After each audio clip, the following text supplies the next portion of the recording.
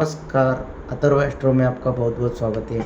आज मैं लेकर आया हूँ पुराण कथाओं से जुड़कर एक महर्षि मार्कंडेय का कथा और उनका जन्म कैसा हुआ और वो आज आज भी चिरंजीव कैसे है उसके बारे में मैं बताने जा रहा हूँ। कृपया करके संक्षिप्त में बताऊंगा, कृपया करके सुनने का कष्ट कीजिए। ओमकार नाद से शुरू हुए पुराण इतिहास कथन ब्रह्मा विष्णु महेश त्रिमूर्ति से पहचाने सृष्टि को आरंभ कर दिए हैं। ये वो त्रिमूर्ति ही सृष्टि जीवन राशि सृष्टि कर के पृथ्वी को आरंभ कर दिया है और क्रम से पृथ्वी सृष्टि से मानव नव ब्रह्म पुत्रों से बल से वंश वृद्धि होकर उनके संतान ही समस्त लोक नव ब्रह्म से दिव्य से प्रकाश हो रहा है। वो नव ब्रह्म में अग्रस्थान में भृगु महर्षि है। उनको उनके तपस्वी शक्ति से संपन्न होकर महर्षि को दो बच्चे हुए थे, एक दाता एक विधाता। कुमारती लक्ष्मी जी को आदि महादेव विष्णु के साथ लक्ष्मी के साथ विवाह किया था। भृगु महर्षि वंश में तीसरा संतान मृकंड महर्षि है। मृकंड महर्षि महाविद्वान थे, लेकिन विवाह के बाद कुछ साल बाद उनको संतान ही नहीं हो रहा है, इसलिए वो दुखी थे।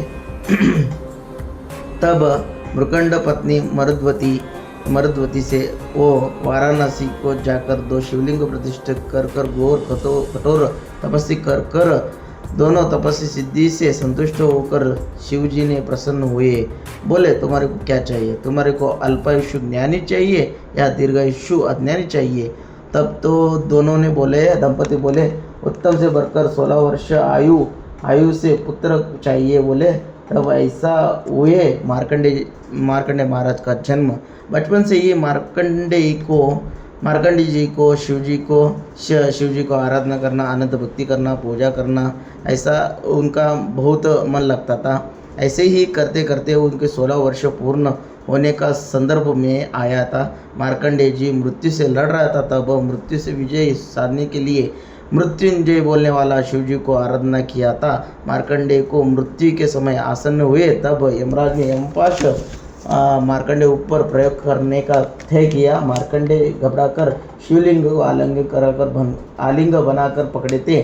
तब बोले, ए चंद्रशेखरा पायमाम, ए चंद्रशेखरा रक्षमम बोलने से तब शिवजी प्रसन्न हुए, प्रत्यक्ष हुए और कोटि सूर्य से तेजस्वी से विराजमान हो रहे यमराज को त्रिशूल से मारकर भगा दिया। तब शिवजी ने मार्कंडेय को दीर्घायुष्मान भवा, चिरंजीव भवा ऐसे आशीर्वाद देकर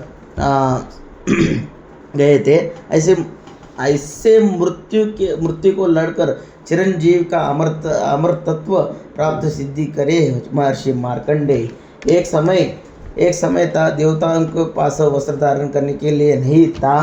तब देवता ने सब जाकर इंद्रदेव वो सब जाकर बताए और ब्रह्मदेव को बताने से ब्रह्मदेव से बता रहे थे, हमारे को वस्त्र नहीं है, हमारे को वस्त्र चाहिए, कृपया करके हमारे को वस्त्र करने का कष्ट कीजिए। ऐसे ब्रह्मदेव को बोलने से ब्रह्मदेव उनके आदेशानुसार मार्कंडेय महर्षि को बताया था और अग्नि देव जी की कुमारी धूम्रावती से पुत्र कामिष्टि यज्ञ करके उन्हीं फल में यज्ञ कुंड से दिव्य तेजस्वी एक देवपुत्र जन्म लिया है। वही भावना ऋषि महर्षि है। ये महर्षि ब्रह्मदेव के आसन से वस्त्र बनाकर देवों को अर्पित किया। तब देवताओं ने संतुष्ट होकर आशीर्वाद दिए और सब मिलकर भावना ऋषि को पद्मशाली से संज्ञा नाम दी। भावना ऋषि सूर्य देव की कुमारी से भद्रावती के साथ विवाह करे थे।